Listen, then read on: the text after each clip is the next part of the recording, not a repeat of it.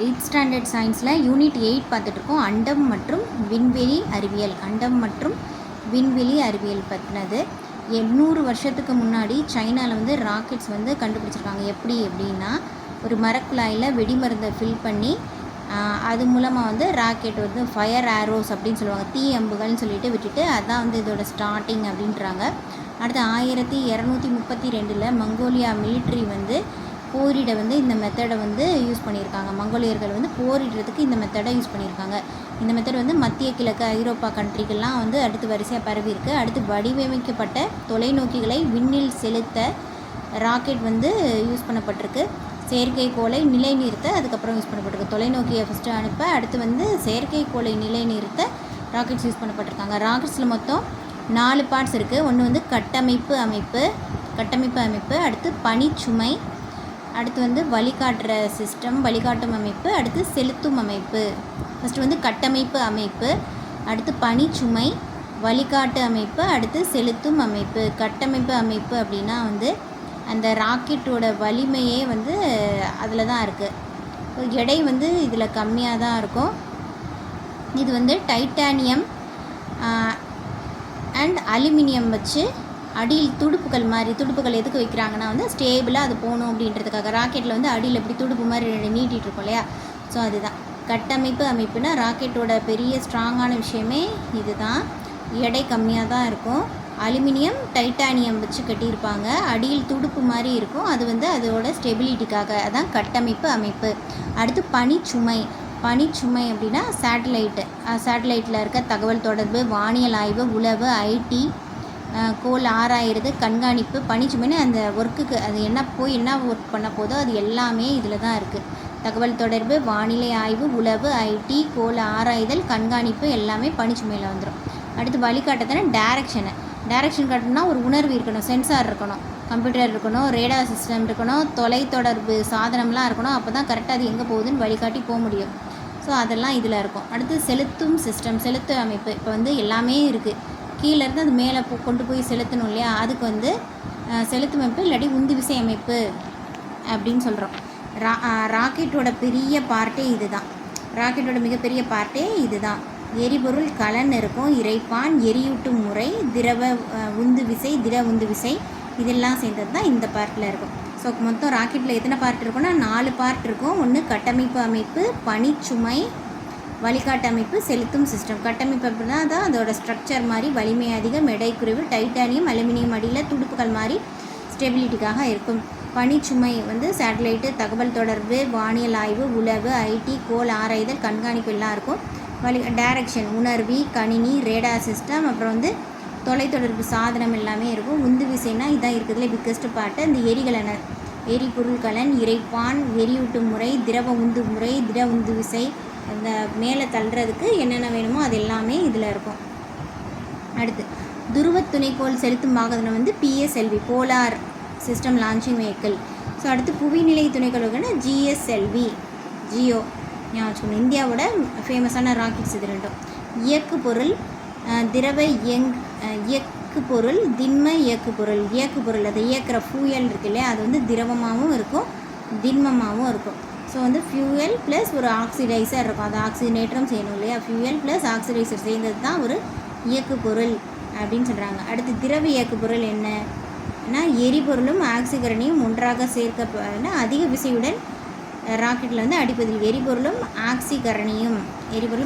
திரவ hydrogen, ethyl alcohol, இதெல்லாம் திரவ எரிபொருட்கள். என்னென்ன திரவ எரிபொருட்கள்?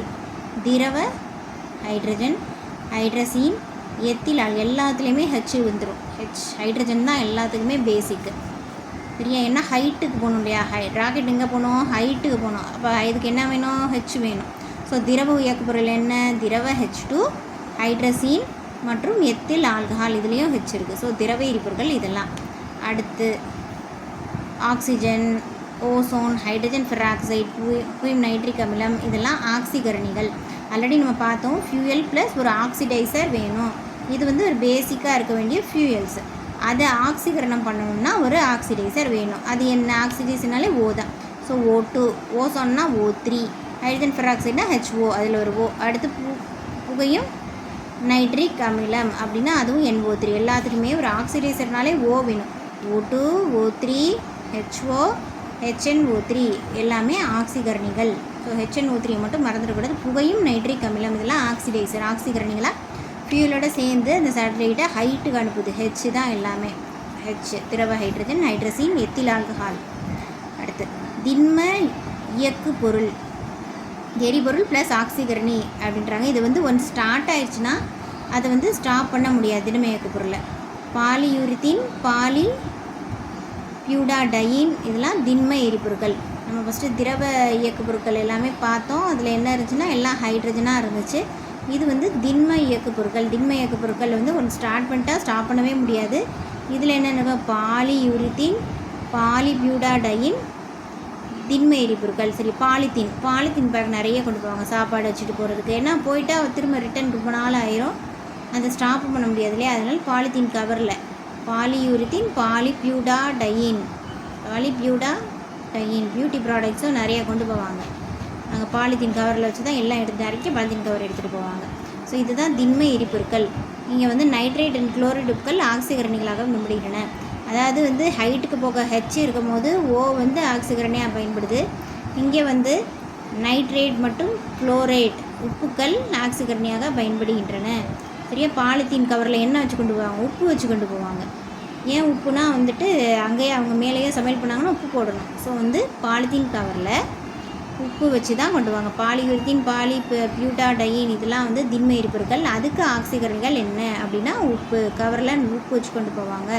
நைட்ரேட் மற்றும் குளோரைடு உப்பு, நைட்ரேட் மற்றும் குளோரைடு உப்பு. அடுத்து கிரையோஜெனிக், இது மூணாவது. கிரையோஜெனிக் இயக்கு பொருள், எரிபொருள், ஆக்சிகரணி ரெண்டுமே வந்து தாழ் வெப்பநிலையில் இருக்கும். இது வந்து லிக்விஃபைடு கேஸஸ், லிக்விடும் இல்லை கேஸும் இல்லை, ரெண்டும் சேர்ந்து லிக்விஃபைடு கேஸஸ். இதுக்கு தனித்தனியாக நீங்கள் எதுவும் பண்ண வேணாம், அது சேர்த்து வச்சிட்டாலே போதும், அதுவே எரிஞ்சுக்கும். லோ டெம்பரேச்சரில் வைக்கிறாங்க. இதுக்கு தனியாக எரிவிட்டு தனி சிஸ்டமே தேவையில்லை, அதுவே மிக்ஸ் ஆகி ரியாக்ட் ஆகி எரிஞ்சுக்கும். Liquefied gases, cryogenic. பல கட்ட ராக்கெட்ஸ் வந்து யூஸ் பண்ணியிருக்காங்க. ஃபஸ்ட்டு ராக்கெட் வந்து செங்குத்தாக, அதுக்கப்புறம் வழிநடத்த அமைப்பு மூலம் சாய்வாக செல்லும். ஃபஸ்ட்டு ராக்கெட் எப்படி இருக்கும்? ஃபஸ்ட்டு ராக்கெட் வந்து செங்குத்தாக இருக்கும், அப்புறம் வந்து வழிநடத்துறது மூலமாக சாய்வாகவே செல்லும் அப்படின்றாங்க. 1969 இந்திய விண்வெளி ஆய்வு நிறுவனம் வந்து உருவாக்கப்படுது. 1969 இந்திய விண்வெளி ஆய்வு நிறுவனம் உருவாக்கப்படுது. 75 ஆரியபட்டா ஃபஸ்ட்டு வந்து நம்ம இதில் இருந்து வந்திருக்கு. இந்தியா ரஷ்யாவோட ஆய்வு திட்டம் வந்து பஞ்சாப். இந்தியா ரஷ்யா ஆய்வு திட்டம் வந்து பஞ்சாப். ராகேஷ் சர்மா என்ற விமானி விண்வெளிக்கு சென்ற ஃபஸ்ட் இந்தியன். சரியா. இந்தியாவும் ரஷ்யாவும் சேர்ந்து ஒரு ஆய்வு திட்டம் போடுறாங்க. சரியா. ஸோ பஞ்சாபில் இருக்க ராகேஷ் சர்மா அப்படின்ற விமானி வந்து அப்படி அந்த திட்டத்தின் மூலம் விண்வெளிக்கு போகிறாரு. அவர் தான் ஃபஸ்ட்டு இந்தியன். எப்போ போயிருக்காரு? 1984 ஏப்ரல் 2 போயிருக்காரு. சரியா. போனது யாருன்னா ராகேஷ் சர்மா. ரஷ்யாவோட இந்தியா ரஷ்யா பிளானில் சேர்ந்து போயிருக்காரு. அடுத்து சந்திரயான் 1. சந்திரயான் 1 வந்து 2008 அக்டோபர் 22 ஆந்திராவில் இருக்க ஸ்ரீஹரிகோட்டாவில் இருக்க சதீஷ் தவான் இது சந்திரயான், அதனால சதீஷ் தவானில் இருந்து அனுப்புவோம் அப்படின்ட்டு சதீஷ் தவானில் PSLV ராக்கெட் மூலமாக லான்ச் பண்ணுறாங்க. 2008 அக்டோபர் 22 அனுப்புனது நவம்பர் 8. அப்போ எத்தனை நாள்? அங்கே ஒரு 8-9 நாள், இங்கே ஒரு 8 நாள், கிட்டத்தட்ட 17, 16, 17, 18 நாட்கள் சுற்றுப்பாதையில் அவ்வளோ நாள் ரீச் ஆகி சுற்றுவட்ட பாதையில் நிலைநிறுத்தப்படுது. 100 கிலோமீட்டர் தொலைவு சுற்றுவட்ட பாதையில் சுற்றி 312 நாட்கள் வந்து சுற்றி வருது. 95% ஒர்க்கு கம்ப்ளீட் ஆனதுக்கப்புறம் அது வந்து தொலைஞ்சு போயிருக்கு, சிக்னல் போயிருக்கு. கிட்டத்தட்ட ஒரு வருஷம். 2008 அனுப்புனது சந்திரயான் 1 சதீஷ் தவான். 2008 அனுப்புனது அக்டோபரில் அனுப்புனது அக்டோபரில் அனுப்புனது நவம்பரில் அங்கே போய் நிலை நிறுத்தப்பட்டு 100 கிலோமீட்டர் ரவுண்டாக சுற்றி வந்துட்டு 312 நாட்கள் இருந்துட்டு ஒர்க்கை முடிச்சுட்டு தொலைஞ்சு போயிருக்கு. அடுத்து இதோட நோக்கம் சந்திரயான் 1 வந்து எதுக்கு லான்ச் பண்ணுறாங்க? அதோட நோக்கம் என்ன அப்படின்னா நீர் சாத்தியக்கூறு. சந்திரயான்னா நிலவுக்கு அனுப்புகிறாங்க. ஸோ நிலவில் நீர் சாத்தியக்கூறு இருக்கா, தனிமங்களை கண்டறிய, அப்புறம் வந்து ஹீலியம் 3 அதை வந்து கண்டறிய, 3D வரைபடத்தை எடுத்துகிட்டு வர, சன் ஃபேமிலி பரிணாம வளர்ச்சி எப்படி இருக்குது அப்படின்னு ஆராய. இதுக்கெல்லாம் நீர் இருக்கா, தனிமம் இருக்கா? ஹீ, அங்கே ஹீ 3 அப்படின்னு கூட ஞாபகம் வச்சுக்கலாம். ஹீ யாராவது இருக்காங்களா? நீர் இருக்கா? தனிமம் இருக்கா? ஹீ யாராவது இருக்காங்களா? 3D வரைபடம் சன் ஃபேமிலியோட அந்த பரிணாம வளர்ச்சி இதில் எடுத்துக்கலாம். அடுத்து கலாம் சேட். கலாம் சேட் அப்படின்ற வந்து வெறும் 64 கிராம் வெயிட் உள்ள சேட்டிலைட்டை தமிழோட ஸ்மாலஸ்ட் ஊரில் இருக்க கரூரில் இருக்க பள்ளம்பட்டியில் இருக்க ரீபாத் ஷாருக்குன்னு மட்டும் ஞாபகம் வச்சுக்கலாம். ரீபாத் ஷாருக்குன்றவர் 18 வயசில் அவர் வந்து க்ரியேட் பண்ணுறாரு. ஸோ அதை 2017 என்ன பண்ணுற ஜூன் 22 நாசா அதை வந்து விண்வெளிக்கு அனுப்பி வைக்குது.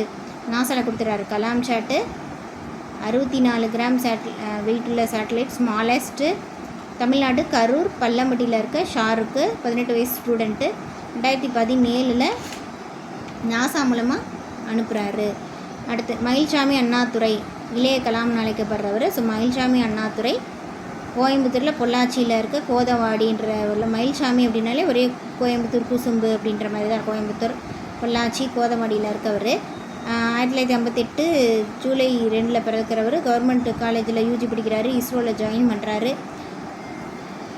அண்ணா தொழில்நுட்ப யூனிவர்சிட்டியில் வந்து முனைவர் பட்டம் பெற்றிருக்காரு. இவருக்கு நிறைய பட்டங்கள் நிறைய புகழ் இருக்கும். ஸோ அண்ணா யூனிவர்சிட்டியில் தொழில்நுட்ப யூனிவர்சிட்டியில் வந்து முனைவர் பட்டம்லாம் பெற்றுட்டு சந்திரயான் 1 வந்து திட்ட இயக்குனராக இருக்கார்.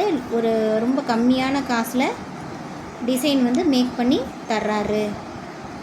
சந்திரயான் 1 சாதனை என்னென்ன பண்ணியிருக்கு? சந்திரயான் 1 மணற்பரப்பில் நீர்மாலிக்குள் இருக்கிறத வந்து கண்டுபிடிச்சிருக்கு. ஸோ சந்திரன் வந்து முற்காலத்தில் உருகிய நிலையில் இருந்திருக்கு அப்படின்னு கண்டுபிடிச்சிருக்கு. அமெரிக்காவோட அப்பல்லோ 15 அப்பல்லோ 11 இதெல்லாம் வந்து ஃபோட்டோ எடுத்து கொடுத்துருக்கு. கனிம வளம் வந்து நிறமாலைமானி மூலமாக கனிம வளம் அங்கே இருந்து அதை கண்டுபிடிச்சி கொடுத்துருக்கு. அதுக்கப்புறம் வந்து எக்ஸ் கதிர் படக்கருவியில் மூலம் அலுமினியம், மெக்னீஷியம், சிலிக்கான் இந்த ஏதாவது மெட்டல்ஸ்லாம் இருந்தால் எக்ஸ்ரே எடுத்தால் தெரிஞ்சிடும். அந்த மாதிரி எக்ஸ் கதிர் படக்கருவி மூலம் அலுமினியம், மெக்னீஷியம், சிலிக்கான் இருக்கிறத கண்டுபிடிச்சிருக்கு. 75 நாட்களில் வந்து 40,000க்கு மேற்பட்ட ஃபோட்டோஸ் வந்து எடுத்திருக்கு. அடுத்து வந்து மேடு பள்ளம் குழி பூமியின் ஃபுல் இமேஜை அப்புறம் குகைகள்லாம் கண்டறிஞ்சு அடுத்து வந்து குகைகள்லாம் கண்டறிஞ்சிருக்கு. அவ்வளோதான். சந்திரயான் 1 சாதனை என்னென்ன அப்படி சந்திரயான் 1க்கு யார் வந்திருக்கா? மயில்சாமி. சரியா, அவர் ஒரு புக்கு கூட எழுதியிருப்பார் நீலா அப்படின்னு சொல்லிட்டு.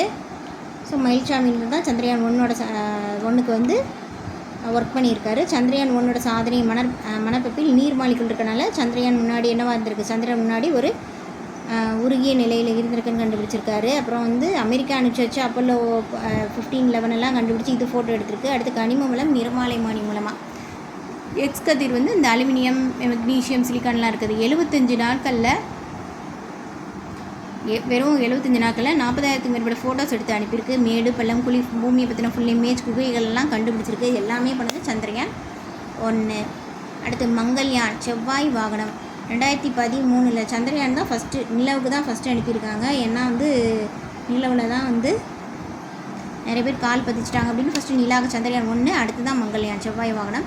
இது 2013 PSLV ஆளில்லா ஆந்திரா ஸ்ரீஹரிகோட்டா பிற கோளுக்கு விண்வெளி அனுப்பின முதல் திட்டம் வந்து இதுதான். ஸோ வந்து அனுப்புகிறாங்க. ஃபஸ்ட்டு ஆள் இல்லாமல் தான் அனுப்புகிறாங்க. அடுத்து மங்கள்யான் அனுப்பின நாடுகளில் இந்தியா வந்து 4வது இடம் மங்கள்யான் அனுப்புறதில்ல. பிற விண்வெளிக்கு நம்ம ஃபஸ்ட்டு இப்போ தான் அனுப்பியிருக்கோம். பட் வந்து மற்ற ஆல்ரெடி 3 நாடு அனுப்பிடுச்சு. இந்தியா வந்து 4வது தான் இது அனுப்பியிருக்கு. முதல் மந்த் வந்து எர்த்தில் வந்து சுற்றிக்கிட்டே இருந்திருக்கு. அடுத்து செவ்வாய்க்கு இதுக்கு வந்து உயர்த்தப்பட்டிருக்கு.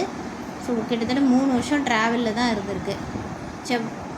இது வந்து மங்கள்யான். ஸோ செவ்வாய் வந்து சன்னிலேருந்து 4வதாக இருக்குது. 2வது சிறிய கோள் 4வதாக இருக்குது தெரியும். 2வது சின்ன கோள் இதுனா செவ்வாய். இதில் உள்ள FeO இது என்னது? FeO இரும்பு ஆக்சைடு. அதனால தான் தூசு ரெட் கலரில். அதனால தான் வந்து மங்கள்யான் செவ்வாய் கிரகம் ரெட் கலரில் தெரியுது அப்படின்றாங்க. இதில் வந்து 24 hours 37 minutes. இது வந்து நம்ம பூமி கிட்ட இருக்கனால கிட்டத்தட்ட நம்மளை மாதிரி தான் மார்ஸ். நம்மளை மாதிரியே தான் டைமிங் இருக்கும். 684 நாள் வந்து சூரியனும் வந்து எர்த்து மாதிரியே 687 நாட்களுக்கு ஒருக்க தான் சூரியனை சுற்றி வருது. சரியா? 4வது கோளாக இருக்குது. 2வது சிண்டியக்கோள். இதில் உள்ள ஃபெரஸ் ஆக்சைடு அந்த தூசு தான் வந்து ரெட் கலரில் இருக்க காரணமாக இருக்குது. 24 மணி நேரம் 37 நிமிஷம் சுற்றி வருது. 687 நாட்கள் சூரியனை சுற்றி வர எடுத்துக்குது. அடுத்து நோக்கம். செவ்வாய் கிரகத்தோட நோக்கம் என்ன? செவ்வாய் கிரகம் இதோட நோக்கம் என்னென்னா பிற கோள் விண்வெளி தொழில்நுட்பம் உருவாக்குதல். பிற கோளுக்கு அனுப்பவே இல்லை நம்ம, அதனால் பிற கோள் விண்வெளி தொழில்நுட்பம் உருவாக்குதல். மேற்பரப்பை ஆராயணும், அதன் வளிமண்டல பகுதி பொருள் என்னென்னு ஆராயணும். உயிர் இருந்தால் ஃப்யூச்சர் உயிர் வாழ முடியுமா, போனால் செவ்வாய் கிரகத்துக்கு தானே போகணுன்றாங்க. ஃப்யூச்சரில் உயிர் வாழ முடியுமான்ற ஃபியூச்சர்லாம் இருக்கான்னு செக் பண்ணுறாங்க. இந்தியா தான் முதல் ஏஷியன் கண்ட்ரி செவ்வாயை ரீச் பண்ணதில் ஃபஸ்ட் அட்டம்ப்ட்லேயே ரீச் பண்ணது இந்தியா தான். சரியா? மற்றது எது அனுப்பியிருக்கு அப்படின்னா நாசா அனுப்பியிருக்கு, யூரோப்லாம் ஆல்ரெடி அனுப்பிடுச்சு. அடுத்து சந்திரயான் 2 2019. ஃபஸ்ட்டு இது 2013 அனுப்புகிறாங்க. சக்ஸஸ் ஆனோடனே 3யோட மல்டிபிள்ஸ்லேயே அனுப்பலான்னு 2019 அனுப்புகிறாங்க. அது கொஞ்சம் வந்து காம்ப்ளிகேட்டடாக இருக்குது அப்படின்னு சொல்கிறாங்க. ஆர்பிட்டர் அங்கே போகணும், அடுத்து லேண்ட் பண்ணணும், உளவி அதை சுற்றி வரணும். சவுத் சைடு வந்து இது வரைக்கும் யாருமே அனுப்புனதில்லை, நிழல் படிந்தே காணப்படும் பகுதி. ஸோ அது வந்து டிஃபிகல்ட்டாக இருக்கும்னாங்க. அதுதான் வந்து நமக்கு இப்போ ரீசெண்டாக அனுப்பிச்சு சக்ஸஸ்ஃபுல்லாக இருந்திருக்கு. ஸோ அடுத்து ஆர்பிட்டர் அப்படின்னா நிலவை சுற்றி பைபாலு என்ற பிளேஸில் வந்து இந்தியா ஆழ்நிலை விண்வெளி வளையகத்துடன் இந்தியா டீப் ஸ்பேஸ் தான் இருக்குது. ஆர்பிட்டர் வந்து நிலவை சுற்றி இது எங்கே வந்து உருவாகிருக்குன்னா பைபாலு என்ற பிளேஸில், கர்நாடகாவில் இருக்க பைபாலுன்ற பிளேஸில் இந்திய ஆழ்நிலை விண்வெளி வளையத்துடன் இந்தியா ஆழ்நிலை விண்வெளி வளையம் அப்படின்னா இந்தியன் டீப் ஸ்பேஸ் அப்படின்னு சொல்லுவாங்க. ஸோ அங்கே வந்து உருவாக்கி நிலவை சுற்றி அங்கே வந்து ஃபிக்ஸ் பண்ணியிருக்காங்க. சரியா?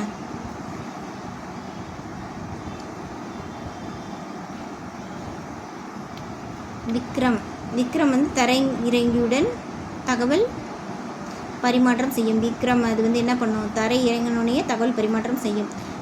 தரை இறங்கி வந்து லேண்டர் அப்படிம்பாங்க. இதற்கு தான் வந்து விக்ரம் அப்படின்னு பேர் வச்சுருக்காங்க. உளவி வந்து ரோவர். ஸோ ரோவர் அப்படின்னா உளவிட்டே வந்து அறிவு வந்துடும். ஸோ அறிவு. பிரக்யான் அப்படின்றது சான்ஸ்கிரிட் நேம் அப்படின்றாங்க. 6 வீல்ஸ் இருக்க ரோபோ வந்து வெஹிக்கிள் வந்து சந்திரயான் 2க்கு 2019 நிலவின் வட்டப்பாதையில் என்ட்ராகி 2 கிலோமீட்டர் சுற்றி வந்து கண்ட்ரோல் வந்து லாஸ்ட் ஆகிருக்கு அப்படின்னு சொல்கிறாங்க.